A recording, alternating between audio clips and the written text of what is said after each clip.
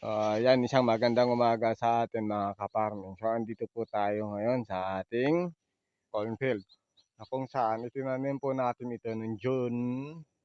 Hindi ako magkakamali, June po nung tinanim ko po ito. So ito na po siya ngayon. Ito po yung Bioseed B1180. So makikita niyo po sobrang tangkad po. Yan. Halos pare-parehas po yung laki ng bunga. So, alam niyo mga ka-farming, paano nga ba natin ma-maintain yung ganitong kalaki ng ating maisan?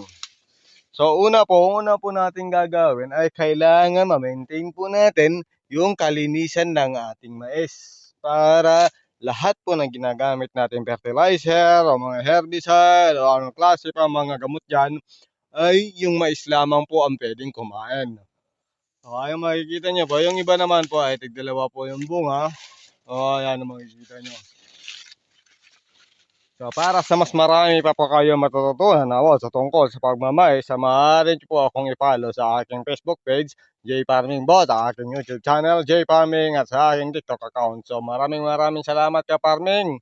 At sa susunod po natin video ay sa harvesting na po. So, maraming salamat at happy